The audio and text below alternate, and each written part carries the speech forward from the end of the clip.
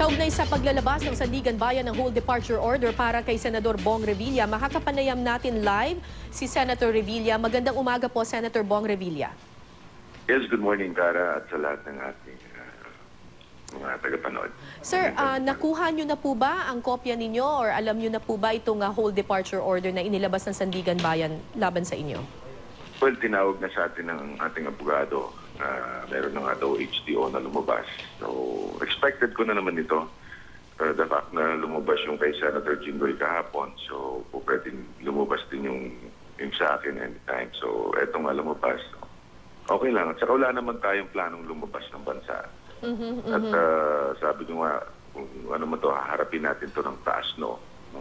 Sir, bukod doon sa whole departure order, isa pa sa mga issue na naglabasan nitong nakaraang mga araw ay yung hinahanda na yung piitan, possible na kulungan po ninyo, ninyong tatlong senador kung sakasakali. Ano po reaksyon ninyo dito, sir? Well, talagang gano'n eh. So, nakahanda na rin yung kalooban natin dyan. Kung kailan nila tayo dyan ipapasok. So, anytime, I'm ready. Sabi ko nga, ayoko nang tingnan ko saan kami kukulong dahil pag nakulong kami dyan, baka lahat ng kanto niya ma-memorize ko na rin. So, hindi ko na tinipagnan. Pinapakita sa akin, huwag mo na pakita sa akin. At, Okay. no, I'm ready. I'm ready. Si Senator Jinggoy Estrada sinabi kanina over at unang hirit na kung siya daw ang papipiliin, mas gusto daw niya sana house arrest na lang. Kayo po? Sa akin, kahit saan nila, basta kahit saan nila gusto mong dalhin. Basta harapin ko itong kasong ito. Basta maging parehas lamang sila. Yun ang hiling natin. So handa na kayo, sir, kung sakasakaling lumabas na po ang warrant of arrest laban sa inyo? I'm ready, Cara. I'm ready. Sa feelingin ko lang sa ating mga kababayan na ipanalangin tayo at sana maging mas matatag pa ang aking pamilya para harapin itong mga bagyo nito. Sir, nung mga nakaraang araw po ay napansin namin na naglilibot po kayo sa iba't ibang mga komunidad. Ano po ang dahilan kung bakit po kayo naglilibot sa iba't ibang komunidad, sir? Well, gusto ko lang magpasalamat sa ating mga kababayan na patuloy na sumusuporta sa akin at gusto ko rin ma-check yung sinasabi ng Malacanang na 99.9% nagagalit sa akin. Kaya yun ang aking pinulsuhan, kaya tayo umikot. Pero sa ating paglilibot, kita natin yung pagmamahal, yung pagkasabik at yung pagmamalasakit na ating mga kababayan pa rin sa akin. Na kita mo talagang yung pagyakap sa akin, makikita mo na talagang nakikisimpatya sila sa akin na sabi, hindi kami naniniwala sa kanila. At basta't mahal ka pa rin namin, tuloy mo yung pinaglalaban mo at lalabas ang katotohanan. Ganon ang nila. Talagang pagpalakas loob sa atin. Kaya nagpapasalamat naman ako. Nakita ko yan sa pag-iikot natin kahit saan tayo pumunta. Senator Revilla, ito pong mainit na pagtanggap sa inyo sa komunidad ay tila kabaliktaran naman ng reaksyon sa inyo ng mga netizens, lalo na po pagkatapos ng inyong pangalawang privilege speech. Ano po ang reaksyon ninyo dito, sir?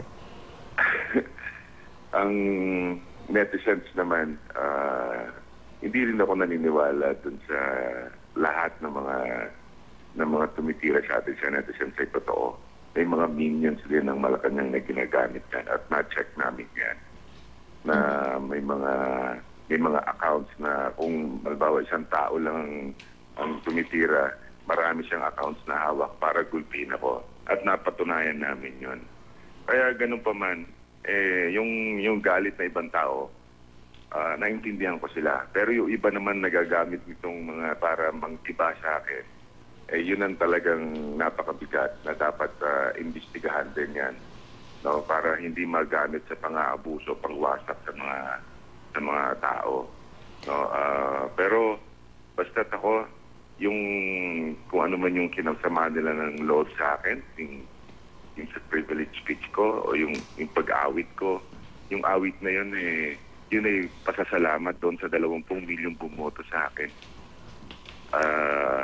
Yung hindi man nila nagustuhan yung kanta na yon, siguro hindi para sa kanila yon. Pero yung karamihan naman na nagkagusto doon, siguro yun ang tatamaan na dahil yun ay pasasalamat sa kanila. Sir, sa isa po sa mga talumpati ninyo dito sa mga komunidad na inyong binisita, sinabi niyo po na tila ang motibo ng Malacanang ay kumbaga tirahin or batikusin yung mga sinasabi ninyong tinik sa lalamunan ng Malacanang na posibleng maging kalaban ni DILG Secretary Mar Rojas kung ito'y tatakbo sa 2016. Kayo po ba desidido na talaga na kayo'y tatakbo sa 2016, sir? Well, yung sa pagtakbo, as of now, wala pa yun. Hindi ko inilalagay sa isip ko yan eh. No? Sabi ko nga, marami tayong problema na dapat harapin. Pero pag tayo pinatakbo ng ating mga mamamayan, tatakbo tayo. Pero ang ano mo na harapin itong problemang ito. Tsaka sabi ko nga di ba, doon sa aking privilege speech na, actually, I have two speeches na yung isa, para ilabas yung katiwalian ng gobyernong ito, ng present administration. Yung pangalawa, pagkakaisa, magtulungan. No? Dapat walang dila, walang orange, walang green, walang pula. Ang importante ay asikasuhin ang problema ng bayan. So sa dalawang yan, pinili ko yung pagkakaisa. At ayoko nga itong isa magkakawatak-watak tayo palalabasin ko pa yung bomba. Kaya pinili ko yung isa. E nung pagpili ko naman dito sa pagkakaisa, giniba pa rin ako. Sabi ko, ano ba ang gagawin ko? Ang hinihiling na nga lang natin ay magkaisa, magtulong-tulong at ito ang, sabi ko, bigyan dapat ng atensyon. Wala naman sigurong masama sa aking sinabi. No? Pero ganun pa man, talagang pagwasak pa rin. Talagang ayaw nila ng pagkakaisa. Kaya, nasa sa kanila na yun. Basta sa akin, I said my piece. Bahala ng mamamayan na umintindi sa lahat ng nangyayari sa ating paligid. Maraming salamat po sa inyong oras, Senator Bong Revilla Jr. Thank you very much, Cara. Salamat po. Thank you.